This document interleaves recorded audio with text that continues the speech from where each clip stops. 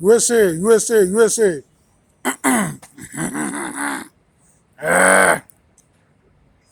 Lessons.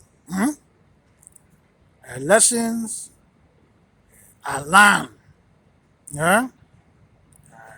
Lessons from USA becoming, when I became USA citizen. Yeah? The interview, the lesson I learned from the interview, and the lesson I learned during the oath ceremony. And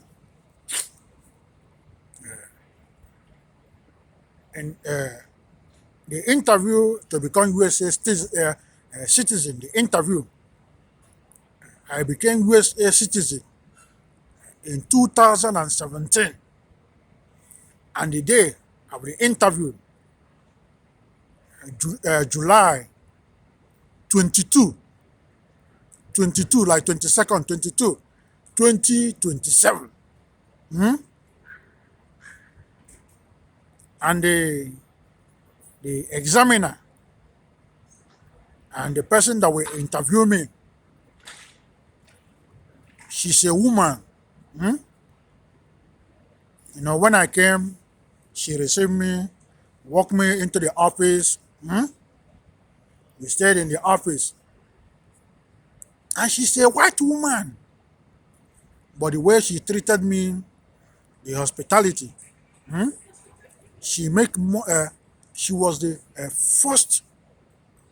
first woman I encountered here in USA that made things easier for me when I became when I went for the interview. And the form they gave me, they sent to me to fill. There are so many places I didn't fill. Yeah, I sent them back. And I feel some, send them back because I don't know what they are talking about. But in my presence, she brought out all the form. She didn't give it to me to fill. In my presence, she started going through them, helping me, filling out all the forms. And in any, if she turned to another page, all she do, she tells me what she's doing. And she use her hand, fill out everything for me, fill out the form. And she was friendly to me, smiling to me, you know, showing me that I'm welcome here. Yeah?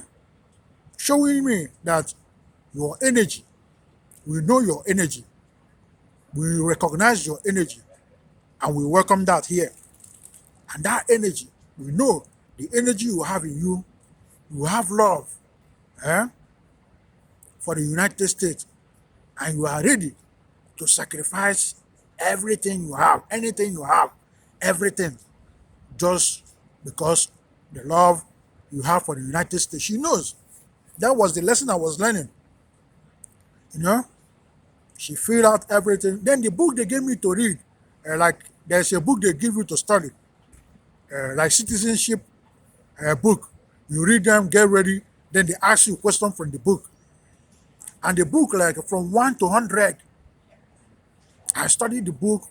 I was having some problems in some of them. But I was studying the book. I put in all my efforts. And I was praying too.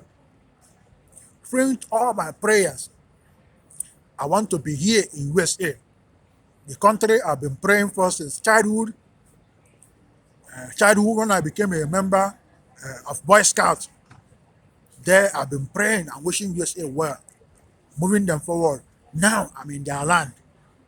Now, make them put me through, give me and make me pass this exam, this citizenship interview. You know, I'm there now. And some of the book, I started forgetting some of the stuff I read.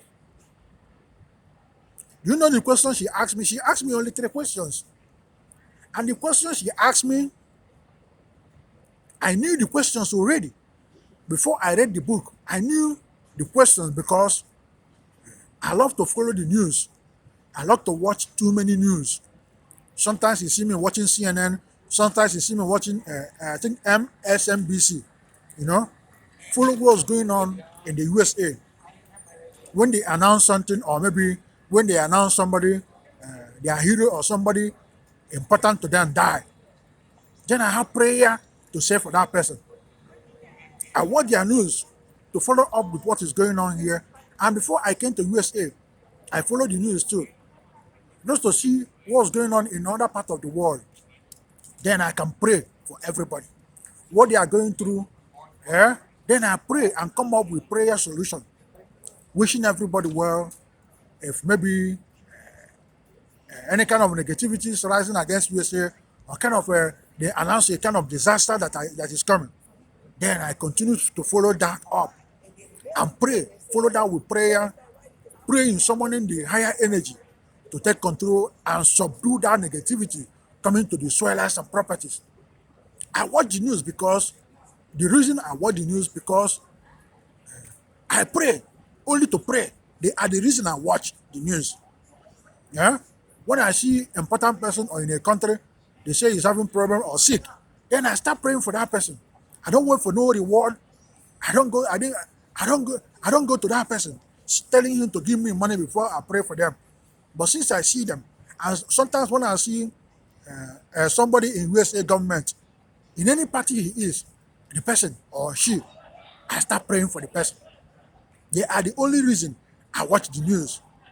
Other message others are getting from news, but I'm telling you the reason I watch the news. And the first question she asked me, Peter, when is Thanksgiving? I was like surprised.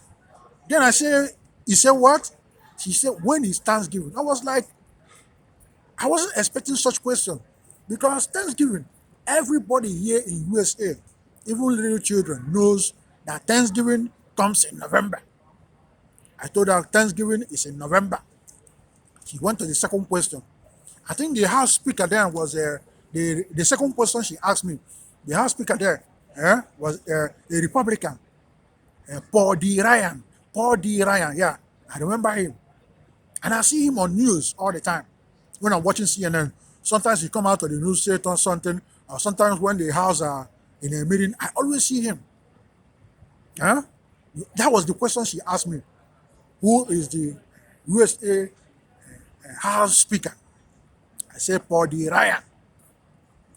And I think the last question she asked me, how many members in the Senate? That was the only question. I got it. That was the end. She said, congratulations, you passed. You know? Then she gave me a book to read something. I was expecting like she wanna give me big words to read. The book, when she said, oh, I take read. Then I look at the book said, when is Thanksgiving? Hey, making things easier for me.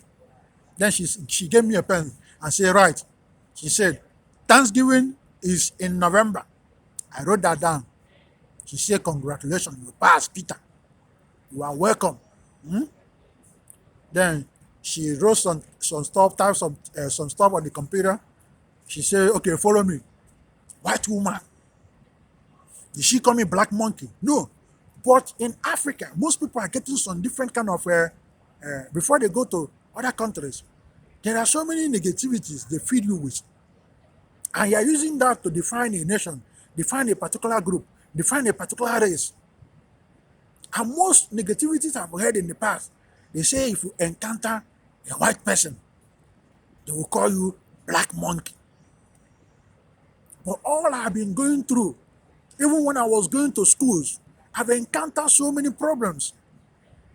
They know I'm having difficulty in understanding some of the things they're saying in school.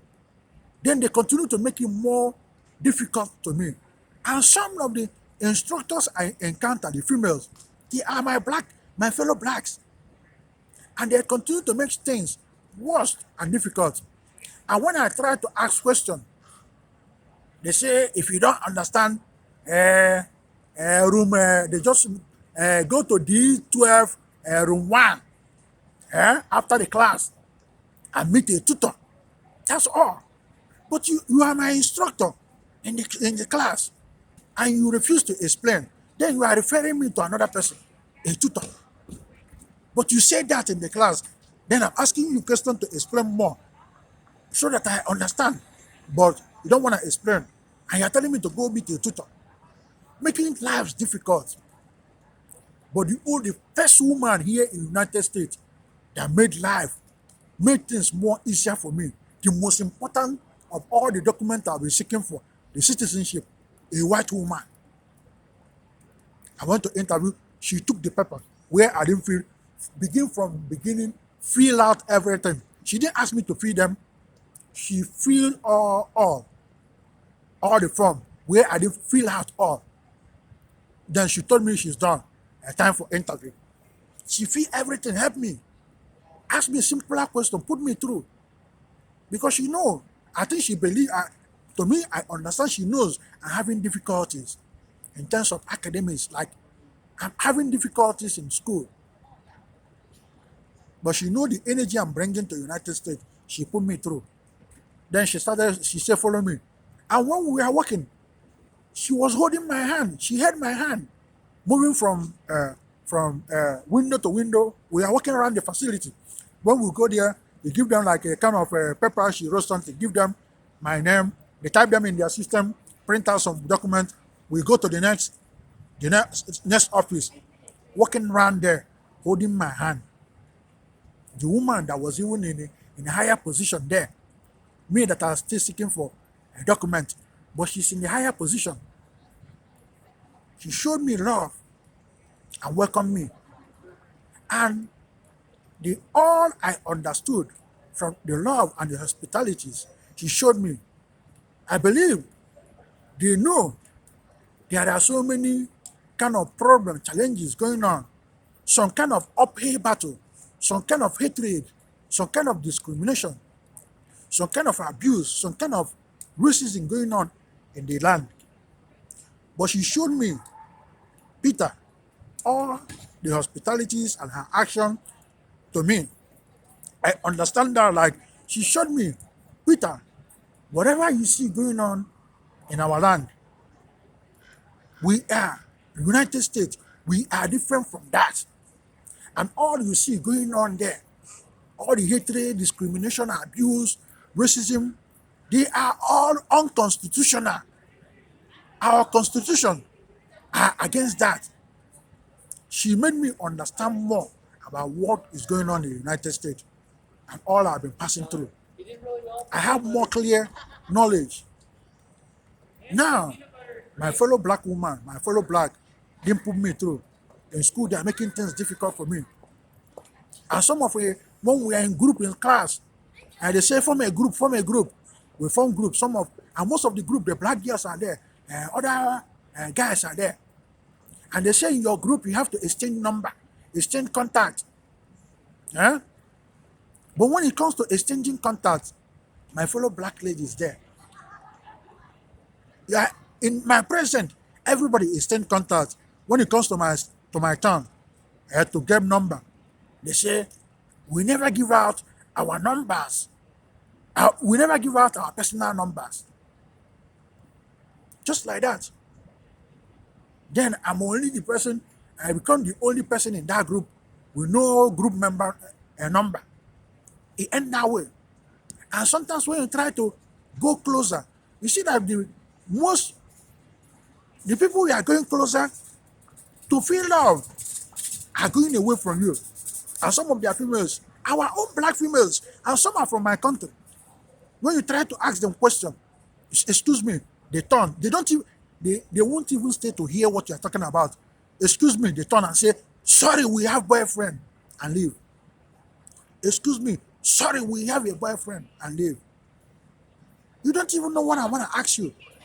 Do you know I want to ask you today that I'm interested in dating you, or I need some kind of direction. You turn and say, sorry, I have a boyfriend. That's the way they keep pushing me away. But the first woman that made things easier for me and put me through and brought me into the United States, make me gain that citizenship, a black woman, a white woman, different from my nation. Then all the negativities I've been hearing, they say if you go to If a white man see you, a white woman see you, she call you a black monkey. That's the negativities they are feeding. Because I like to make my own personal investigation. They are saying shit about these people, then I want to go there, stay with them, spend time with them, eh, to hear their own story, where they are coming from. And that's that been going on from most of the history book we are reading. Most people are dwelling in negative history. They say in 1401, this nation attack our land and kill our queen. Most of you did not see those things happening in your eye. But because of that, hatred everywhere, discrimination everywhere, racism everywhere, abuse everywhere. When you see somebody from that nation, a little child, you are ready to attack the little baby. You are ready, and they give you a weapon, you are ready to kill the child. A little child that knows nothing about the history you are talking about, innocent child moving around, you want to assassinate the person. She put me through, on the process where we are holding her, walking around. And any place we come, the group, like in the office, when we come in, everybody are happy, smiling. They're happy. She's moving me around the whole facility, showing me places, showing me, introducing me to different places. And in each place we come, she always gives them like kind of like paper she wrote. They give them, they put that in their system. She give them she write number, a kind of number, they put them in their system. We are moving around. And they are moving around. As a man, I'm a man. I'm on. Yeah. She already turned me on. The kindness. And there, if she open her mouth and say, Peter, let's go to my house. I'll spend the night. You spend the night in my house. Then the next morning, I can take you to your brother, where you stay with your brother. I could have followed her. Eh? Followed her to her home, stay there. In the night, we read only the Bible. In the night, me and her, we read only the Bible.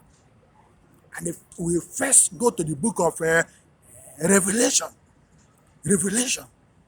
from Revelation, we go to Genesis and see all the, open my eye, I see it. Everything going on. But I'm telling you this, stop promoting hatred. Stop promoting discrimination.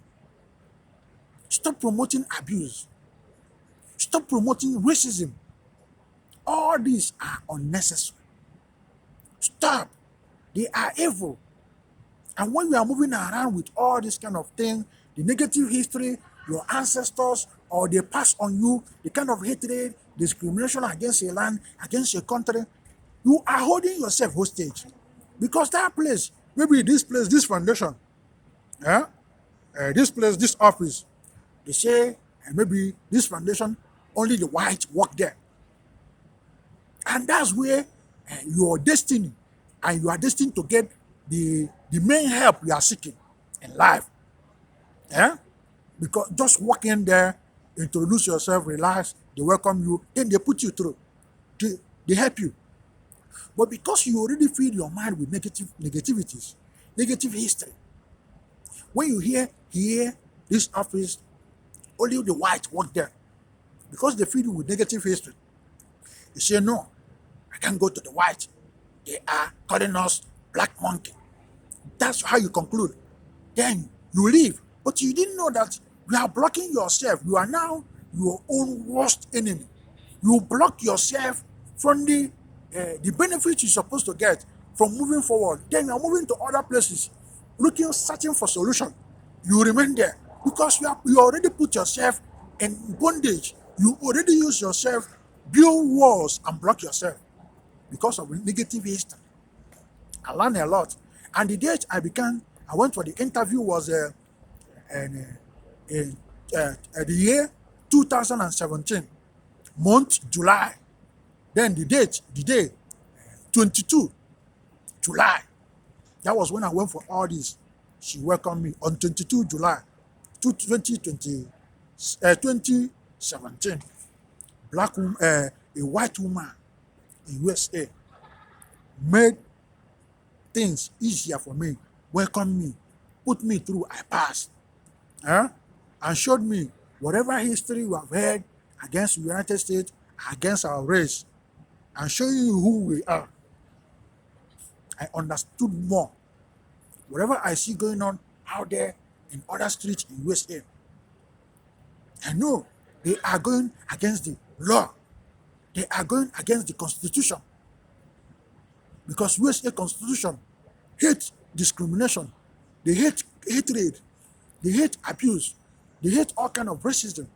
You will never see in their Constitution that tell you hate everybody, abuse everybody. No. And in their Constitution, eh, you have freedom to pray the way you like. Freedom of religion. You have that freedom in their Constitution. But most of people, because they see you, you do this, you pray this way, you might even see some people confront you physical and start talking shit to you and telling you, if you want to pray this way, go back to your country. But they didn't know you were a US citizen. On oath ceremony was the next month. When I went home, few days I went home, letter came that this month in August, the following month in August, August 2017, and the date of the oath ceremony, 22, August 22, 2017. I went there, we sat down, they introduced us, the oath ceremony went, and during the oath ceremony, the female that gave speech was a white woman. She was giving speech, looking at us where we were sitting. She started crying. Crying. She couldn't complete her speech. She continued crying, tears coming down from her eyes. White woman, welcome us. Crying. And most people, many there, join her crying. Most of the females around there, the guys, crying. But me, the knowledge I have about crying and shedding tears, I have two. I know we have tears of sorrow, and again, and I know we have tears of joy.